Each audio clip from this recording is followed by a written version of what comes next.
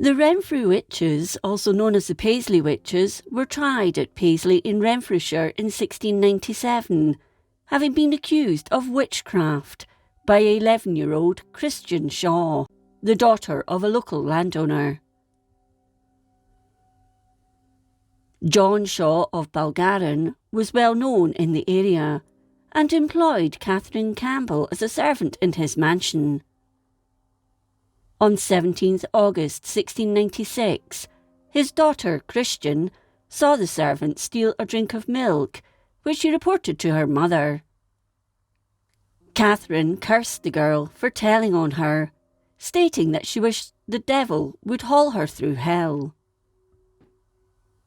4 days later, on 21st August, Christian came across Agnes Naismith, an old woman who was rumoured to be a witch, and the following day she became violently ill and had fits, which were well known as the news from the Salem witch trials in America in 1693 had filtered to Scotland, and these symptoms were similar to them. Agnes went to the little girl's house and prayed for her, and wished her a speedy recovery. After 8 weeks of suffering, the laird and his wife took their daughter to see Dr. Matthew Brisbane, an eminent Glasgow physician, but he could find nothing that would explain her symptoms. Following her visit to the doctor, things improved for Christian. Then 8 days later, the fits returned, more violently, with her being described as being as stiff as a corpse and be senseless and motionless. The Shaws once more took her to Dr. Brisbane in Glasgow, and by the time they arrived at his offices, Christian was pulling balls of hair from her mouth, which she claimed had been put there by those who'd cursed her. She also pulled out coal, gravel, feathers, straw, and cinders. During her fits, it seemed that she was talking to Catherine Campbell, asking for her to return things to the way they'd been before between them. With the doctor having no idea what was causing the symptoms, and her parents at their wits' end, they called in the local parish minister, Thomas Blackwell, who concluded that she must have been possessed and was being tormented by witches. Weekly fast and prayer meetings were set up at Bargarin House, where her father called on the authorities to arrest the 2 women his daughter had named as tormenting her, Catherine Campbell and Agnes Naismith.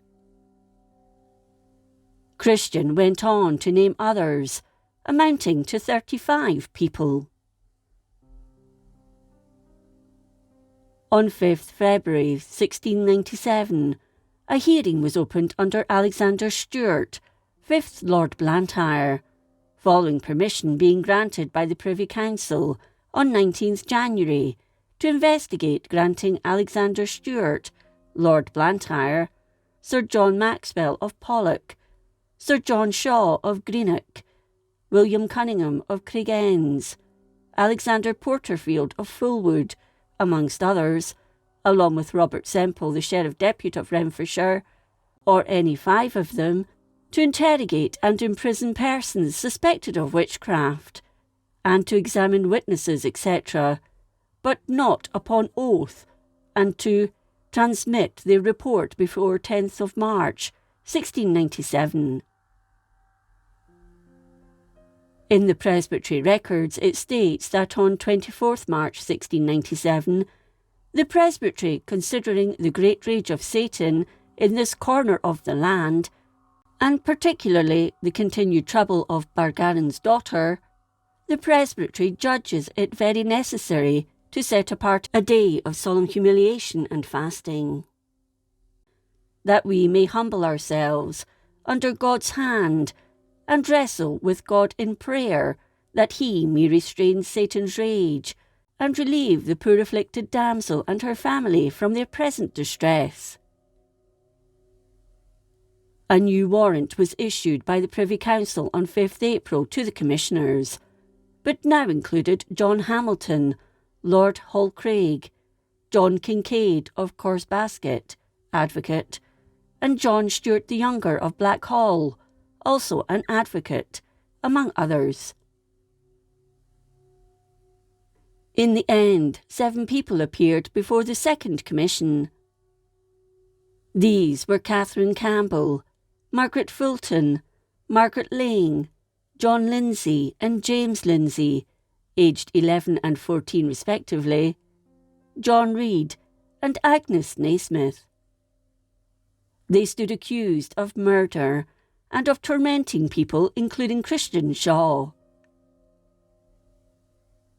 Defended by advocate James Robertson, he called on the prosecution to rule out the possibility that the events had happened naturally before a safe conviction could be passed.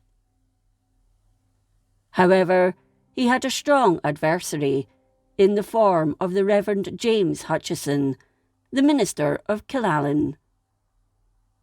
He placed heavy weight on the accused of having what was called the witches' marks on their bodies, and cast doubt on the doctor's explanation, as Dr. Brisbane could find no cause. Having been told by the prosecutor that they would be accessory to all the blasphemies, apostasies, murders, tortures, etc., whereof those enemies of heaven and earth shall hereafter be guilty when they get out, the jury found all 7 guilty of not only witchcraft, but sorcery, necromancy, and charming.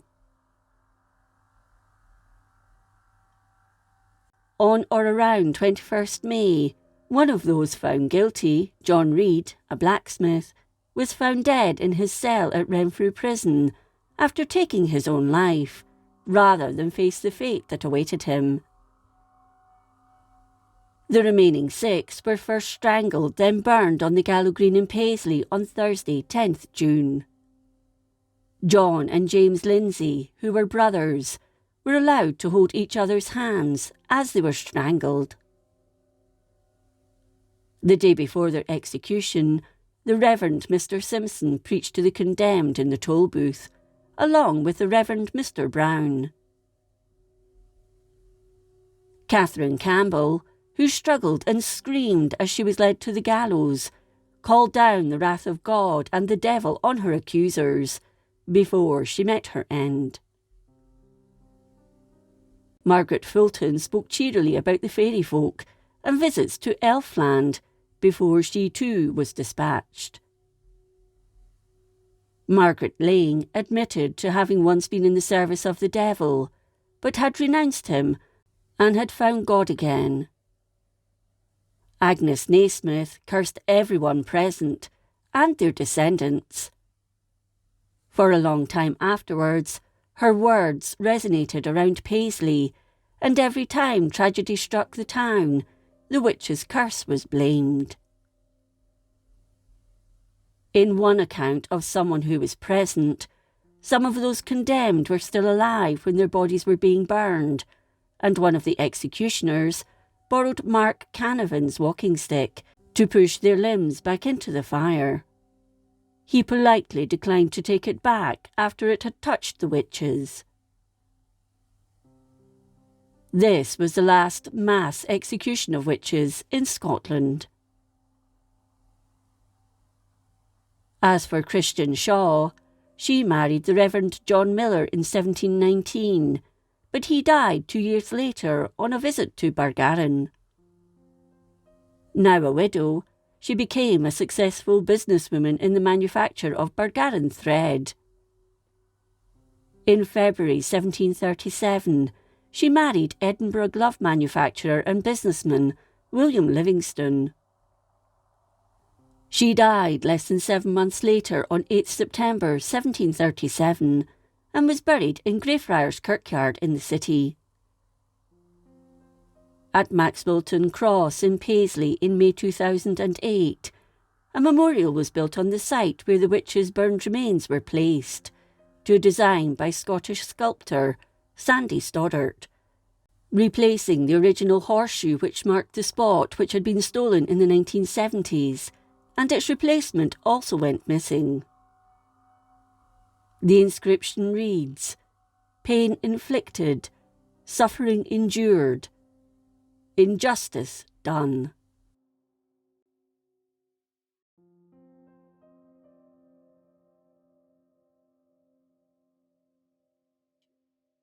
In the late 18th century, the punishment of public whipping in the streets of Glasgow was frequently seen.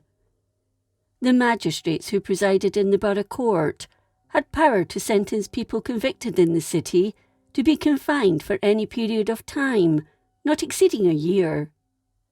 They could also order convicts to be tied to a cart and taken through the streets of the city, then whipped by the hangman.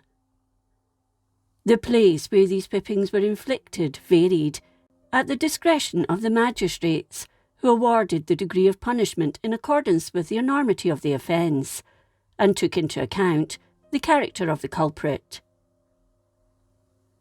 In more serious cases, the custom was to parade the prisoner down the Gallowgate and Salt Market, also through the Trongate to the crossing at Glassford and Stockwell Streets, then back again to the Cross and up the High Street to Havana Street. But the usual route was only by the Trongate and High Street, these then being the principal thoroughfares in the city. The criminal had the lash applied opposite the toll booth, Candleriggs and Glassford Streets, also at Bell's Wynd, opposite Blackfriars Church and Havana Street, when the procession returned to lodge the convict back in jail. These exhibitions were fairly uncommon. At noon on Wednesdays, which was market day, the punishment was meted out by Hanging Jock, John Sutherland, the Glasgow hangman. The crowd which usually gathered to accompany these spectacles wasn't normally very large, amounting to only a few hundred Glasgow citizens. In 1725, Daniel Defoe threatened to publish a graphic account of the deadly riots in Glasgow of June of that year, when a number of rioters were killed after the authorities called in the military. It was also at this time when the mansion of Daniel, also known as Donald Campbell of Shawfield, the MP for Clyde Boroughs, was internally damaged by the rioters. Windows were smashed, and much of its furnishings and other contents were looted. The reason he was targeted was that he'd supported the tightening of the excise law in Scotland. In Parliament, he'd also voted for a malt tax to be imposed, much to the disdain of ordinary people who enjoyed their beer and whisky. The Provost of Glasgow, Charles Miller, and the city magistrates were later arrested for having supported the mob during the riot, and although the charges were dropped, the town council was fined £10,000 to cover the cost of the damage. Campbell received thousands of pounds in damages, using the money to buy the island of Islay, even though the cost of repair to his home was much less than the large sum he received. At the Circuit Court held in Glasgow on 11th April 1798, only one criminal case was brought before it for trial that resulted in the death sentence being passed. That was the trial of John Macmillan, who was accused of killing Alexander Moody in 1791. Macmillan was indicted on the crime in the spring of 1792, but had absconded. 6 years later, he was found in London and transferred back to Glasgow to stand trial for the murder. On Friday, 13th April, the jury returned their verdict of guilty, and the judges sentenced him to be hanged at the common place of execution for his crime on 16th May. Groups of men and women escorted Jock Sutherland in his duties during his time as the city's hangman. Those who went about with hanging were only what was then termed the scum of the population, many of whom were out of work, according to reports. They formed a mass or ring around the site of the punishment and watched as the culprit received his sentence. In the middle of the crowd, a circle was formed around the prisoner, made up of town officials in full dress, armed with staves. Guarded by them was not the convict, who was often seen as only a secondary person to the whole thing, but Hangy Jock, who carried out the punishment to the letter of the law. There he stood, bringing fear and trepidation to the culprit. On some of his public appearances, he didn't come out in full uniform. Perhaps he felt there was no reason, as everyone knew who he was and his role. But even when dressed with all the trappings and terrors of the law on him, he was described as only a miserable and ill-looking wretch of a hangman. He was of average height for the time, but thin and wrinkled, with a small head and a white and wizened face. He had spindly legs, which, when he was in full dress, were adorned in white stockings. He also had buckles to his shoes and at his knees, and his clothes were made of blue cloth, including a long coat, all trimmed with scarlet, and a cocked hat with white edging. At times he showed frills from his wrists, reaching to the knuckles of his skeletal fingers, which wielded the cat-o'-nine-tails, a multi-tailed whip, which caused a great deal of pain on the recipient. Jock's appearance was such that had he lived at the time when Scotland would drown wrinkly old women accused of witchcraft, he may have been burned at the stake as a warlock, due to his looks. In June 1871, a séance was held in London when it was alleged the ghost of Hangy Jock came through to the medium. He said that 60 years ago he was still alive, and he was well known in Glasgow at the time. He went on that when he went to the spirit world, he met those he had duly and legally strangled. They didn't forget hanging. Everyone, he said, hated him, and one day as he sat by the wayside heartbroken, a missionary came by and took him away with him, then consciously left him. When he woke up, his rags had gone, and he was wearing a grey robe. The kindness led him to tears. He never saw the hanged creatures for a long while. Once his strength returned, he went out on a walk with one of his teachers of the other world and met some of those he'd hanged, who'd also changed for the better in death. He finished by telling the medium his name was John Sutherland, the Glasgow hangman, and would return to tell them more about his time in the afterlife. Whether he did or not is unknown. As for corporal punishment, it was abolished in Scotland in 1948, and hanging followed in 1969.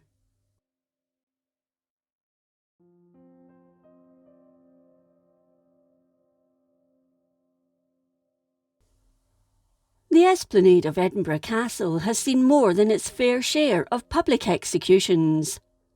Men and women who'd fallen foul of the law could find themselves on the block, on the gallows, or at the stake. Among those burned at the stake was Janet Douglas, Lady Glamis, who was put to death on 17th July, 1537. At the time, James V was king. He was known as the good man of Ballingeich, well liked by his subjects, and did good for the country. But he also had a dark side, especially where the Douglases were concerned. He had his reasons. As a youngster, he'd suffered at their hands. Archibald Douglas, Earl of Angus and known as Red Douglas, was Chancellor of Scotland and second husband to Margaret Tudor, James's mother. He had power over the young king, holding him prisoner. That was until 1528, when James was 17, and he escaped Douglas's grasp. The nobles rallied round him and helped overthrow the Douglases, killing them by order of the king or forcing them to flee across the border into England. From then on, James had an implacable hatred of the Douglas family, and once said, "No Douglas shall find refuge in Scotland while I am king." There was only one Douglas left unscathed, and that was a woman who'd married, so changed her name, and at least for a time, James left her in comparative peace. This was Janet Douglas, Lady Glamis, the sister of James's hated stepfather, the Earl of Angus, who'd been banished from the country. Her first husband, John Lyon, 6th Lord Glamis, had died, and a few years later she'd married Archibald Campbell of Skipnish, second son of Archibald Campbell, 2nd Earl of Argyll, living in a remote part of the country to keep out of the king's way. Thanks to a rejected suitor, William Lyon, a relative of her dead husband, she came under the scrutiny of the crown. She was described as a beautiful young woman. In one account, she was described as the most celebrated beauty in the nation. She was of middle stature, not too fat, her face of an oval form with full eyes, her complexion extremely fair and beautiful, with a majestic mien. She had many suitors before she married a second time, but Lyon persisted even after she was married. She rejected him time and time again until finally he got the message. His love turned to hate, and he turned his thoughts to the king, who he knew hated the Douglases. Leaks were made, and the king heard of a treasonous plot with Lady Glamis at the heart of it. He was told she was in cahoots with her exiled brother and hoped to restore his power and overthrow the king. Lyon's work was done. Lady Glamis, her husband, and her son, 16-year-old John, Lord Glamis, as well as her chaplain, were all taken to Edinburgh, where they were imprisoned to await trial. The king confiscated Glamis Castle, and her servants were placed on the rack. Soon, in pain and terror, confessions came, and they implicated their mistress in the plot to poison the king. This was her most serious charge, as others included that she'd been writing to her brother with the idea of overthrowing James. However, there was no proof to uphold the poisoning charge. Even the English governor of Berwick wrote that he could perceive no substantial ground or proof of the matter, and that was the opinion of most of the judges. In front of them, Lady Glamis made a spirited defence of herself. She is reported to have said, "I am here accused for purposing to kill the king, and to make my pretended crime more frightful, it is given out that the way was to be by poison. Poison! I never saw poison. Let them tell me where I bought it, or who procured it for me. Or, though I had it, how could I use it, since I never came near the king's person, his table, nor his palace?" Her arguments were futile, so in her final plea to the judges she said, "It is the office of you judges to protect innocence from injury. But if the malice and powers of my enemies be such, that whether guilty or innocent, I must needs to be condemned, I shall die cheerfully, having the testimony of a good conscience. And assure yourselves, you shall find it more easy to take away my life than to blast my reputation, or fix any real blot upon my memory. The judges, it is said, were moved by her speech and approached the king, hoping for clemency for her.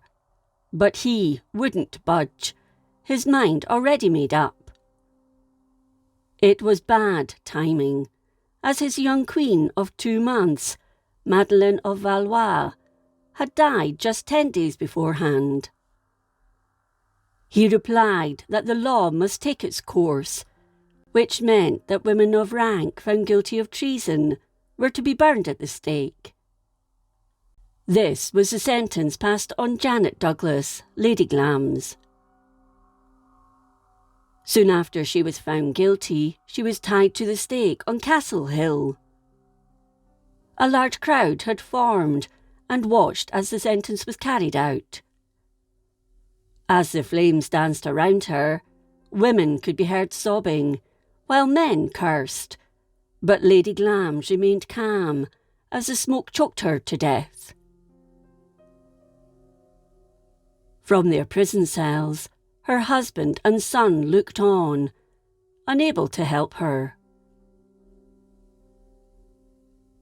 That night, Campbell escaped, but the following morning his lifeless body was found at the foot of Castle Rock. The king soon regretted his actions that day. This was compounded by Lyon coming clean, telling him he'd made it all up and that Janet Douglas was an innocent woman. Following the death of the king in 1542, John Lyon, now 7th Lord Glamis, was released from prison, and Glamis Castle was restored to him by Parliament, but by then everything of value had been taken.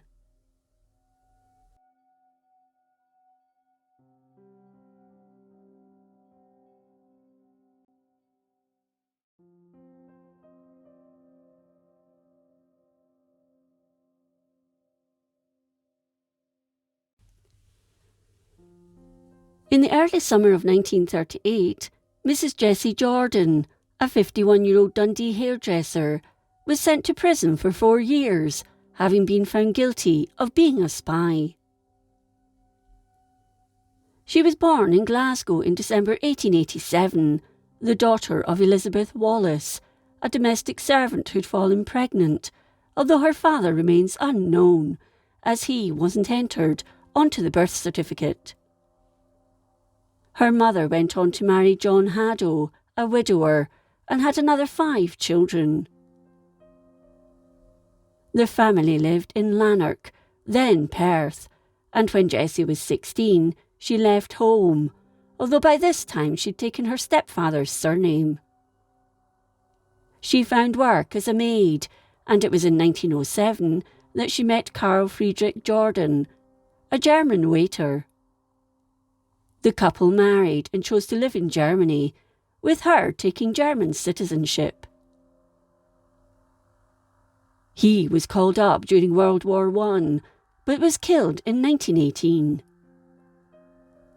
Jessie returned to her family in Perth briefly, but returned to Germany, where she remained until 1937, becoming a hairdresser. In 1920, she married Jordan's cousin, Bauer Baumgarten, with the marriage lasting until 1937, when the couple divorced. That year, Jessie Jordan, choosing to go by her first husband's surname, returned to Scotland under the premise that she required information about her birth to satisfy the authorities in Germany, that she and her daughter, Margaret, were not of Jewish extraction. She also claimed her hairdressing business was failing, as the German suppression of her Jewish clientele was beginning to bite.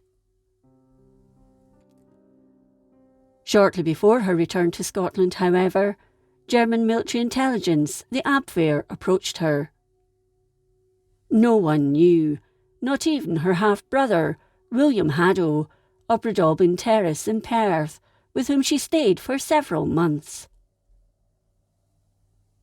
When she moved to Dundee, she set up a hairdressing business. She stayed in lodgings in the city and would leave early in the morning, often without taking a cup of tea, declaring that she would make her own breakfast in the shop. Frequently she stayed out until around 11 o'clock at night, but she was never seen carrying any documents or papers. She received no letters at her lodgings, so it was assumed that her sketching was done in a cubicle of her shop at night. In the week before her arrest, she lived in the shop, and neighbours spoke of having seen lights in the building on, sometimes until dawn. Meanwhile, when Jessie had moved to Dundee, her daughter Margaret had come from Hamburg and worked as a housekeeper to William Haddo. Margaret was already married and had been wife to a German merchant, but the marriage had been dissolved. While at Perth, 23-year-old Margaret met Thomas Reid from Glasgow. On her mother's arrest, she turned to him for support, and as a result, the couple fell in love and were married at Gretna Green on 15th April 1938. She too was now entitled to British citizenship. Smiling at her trial at the High Court in Edinburgh as if in bravado, Mrs. Jordan kept her own counsel, as the Lord Justice Clerk, Craigie Aitchison, Lord Aitchison, sentenced her for activities on the Scottish East Coast that amounted to espionage. From the little hairdresser's shop she ran in Kinloch Street in Dundee, there were links that led to the United States and the continent, and at one period of the inquiries, American FBI agents were working in collaboration with the British Secret Service and the police. At the request of foreign agents, she had made sketches showing the situation of Coast Guard stations and coastal defence centres between Kirkcaldy and Montrose, and of an important base in Fife, although this wasn't mentioned specifically in the charge against her. This was most likely Lookers. Although the court hearing was held publicly, no reference was made of how Mrs. Jordan communicated with foreign agents, as officials at the time regarded the disclosure of this information as being against state interests. What was known, however, was that she received a good deal of foreign correspondence through the post to her shop at 1 Kinloch Street, which raised the suspicion of the postman. From 10th December onwards, Alexander Jack, a postal worker at the main Dundee office, was given permission by the Home Office to steam open some of her US franked mail and tasked with taking photographs of their contents. Several Post Office detectives cooperated with the police and the Intelligence Department of the War Office regarding this. On 2nd March 1938, following a tip-off, Jordan's shop was raided. John and Mary Curran, who owned the hairdressers previously, found her unusually keen to purchase the shop as a going concern at double the market price, paying £75, then refurbishing it for £300. Then Mary saw a map in Jessie's handbag that was in a back room of the salon, which had military barracks marked. She took it to the police, who photographed it and replaced it back in the handbag. Letters she received at the shop were also suspicious, as these were then forwarded to a chemist's shop in Amsterdam. It was all suspect, and this led to MI5 setting up surveillance with their American counterparts. Soon after the post office had become involved, incriminating evidence was found in the letters. 2 police cars arrived, with MI5's Colonel Hinchley Cook, Chief Constable of Dundee Joseph Nealins, D.I. Thomas Nicholson, and a police officer, Annie Ross. Jessie was arrested. They eventually found a bag full of airmail letters. The following day, Jessie appeared before magistrates, where she was charged with offences under the Official Secrets Act. Several of the documents obtained by the police following the raid resulted in further inquiries into her and the role she played in the espionage she was charged with. Letters franked with New York were discovered, as were blank US passports and a wad of cash. Dates mentioned in the charges showed the possibility of her activities extending over the best part of a year before the raid. It was declared in court that the information Jessie Jordan obtained could easily have been secured by any foreign agency during peacetime, and in fact, the information had already been obtained, and she was simply tasked with verifying it. In one corner of the courtroom, there was a great deal of sadness, as Jessie, a petite woman, sat in her green feathered cap and faded coat, being dwarfed by two constables who sat either side of her. Her daughter, Margaret, sat with her husband, listening and watching. When Lord Aitchison passed sentence, Margaret sobbed bitterly. Mother and daughter met later in a corridor. They kissed and hugged before Jessie was led away to begin her sentence.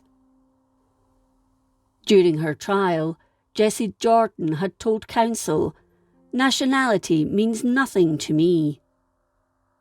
She was resigned to prison, for she felt that whether in Scotland or in Germany, only prison could await her. Initially, she was sent to Saughton Prison in Edinburgh, where she became ill and had to undergo surgery. Following the outbreak of World War II, she was transferred to Aberdeen Prison, where she was described as a model prisoner by her solicitor, John R. Bond. He said she wasn't in the least depressed, and to pass the time, she did needlework. She never tried to appeal her conviction, nor her sentence. Due to her good behaviour, she was released early in 1941, but was arrested immediately for being an enemy alien. She was interred for the rest of the war. When the war ended, she was deported to Germany, where she lived until her death in Hamburg in 1954. So why had Jessie Jordan become a spy? She claimed it was because it was dangerous and exciting that she was about to become a spy for Germany, but always maintained she bore no ill will towards the UK, nor had she become pro-German. She only did it, she said, to oblige friends in Germany, and wanted some excitement in her life.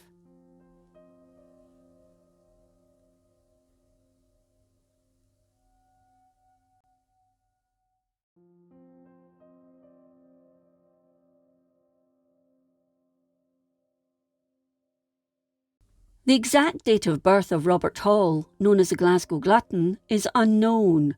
However, he got his nickname due to winning eating competitions.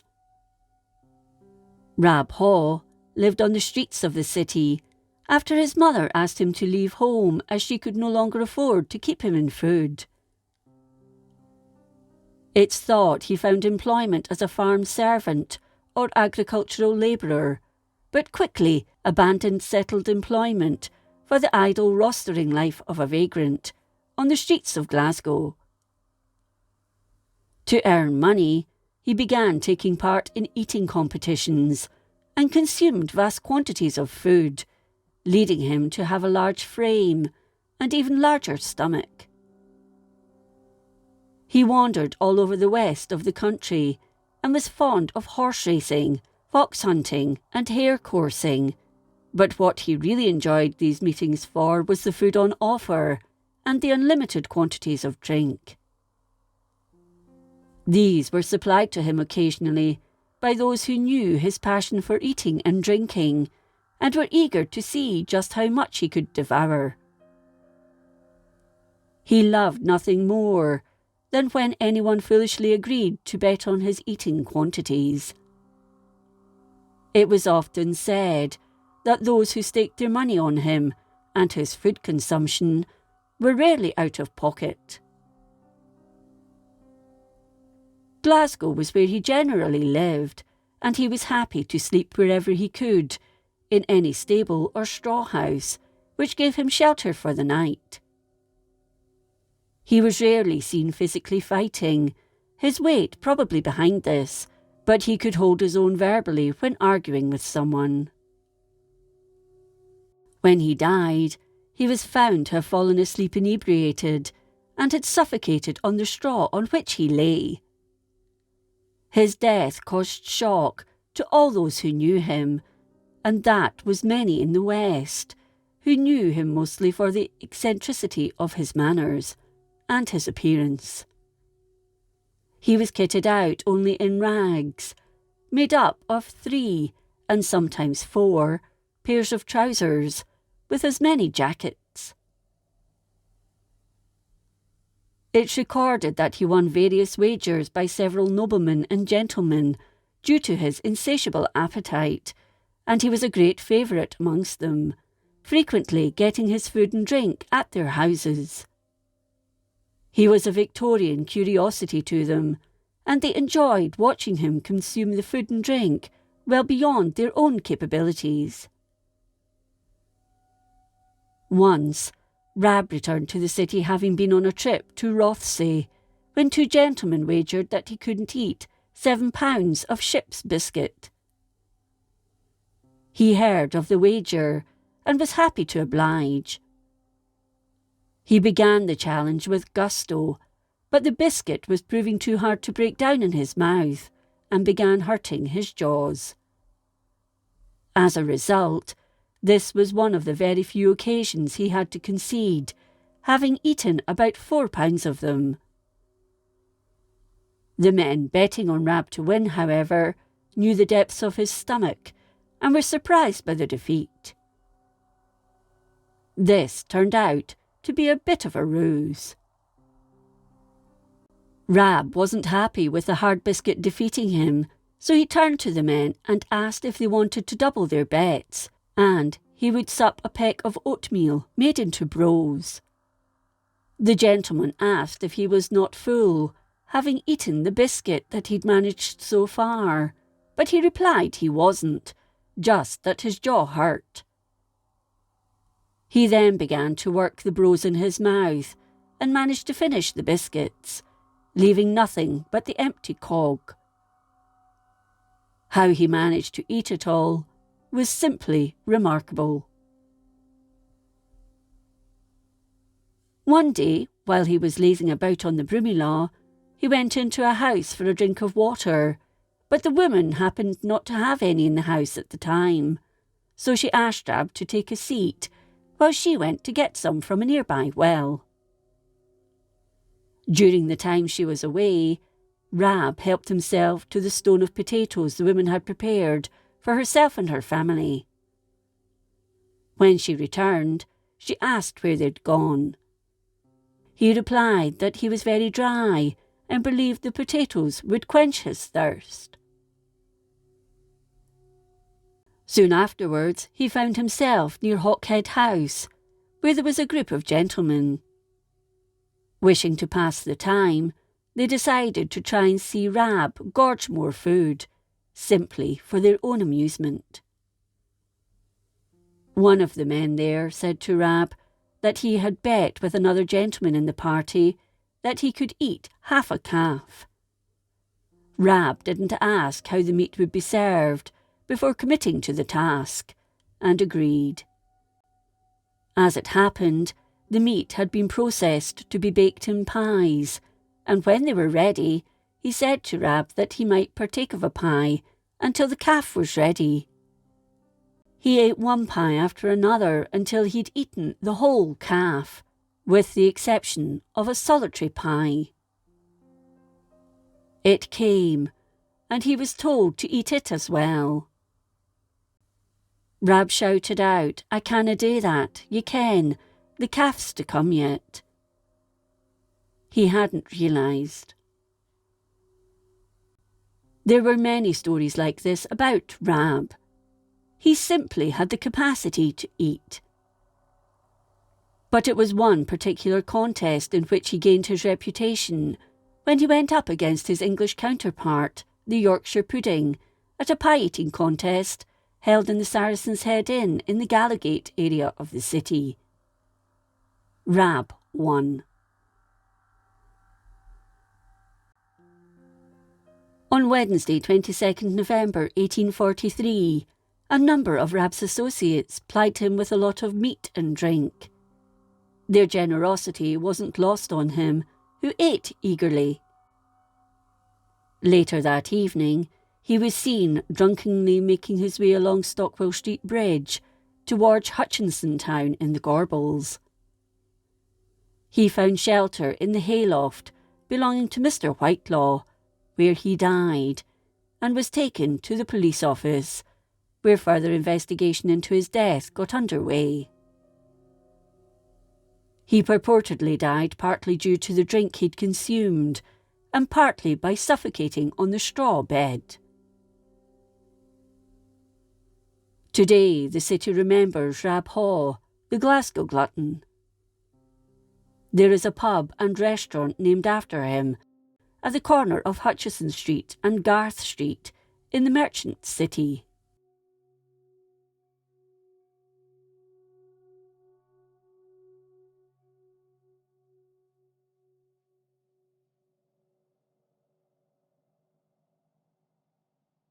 If you enjoyed this episode of Scotland's History, please like, comment and subscribe. Until next time, thank you for watching.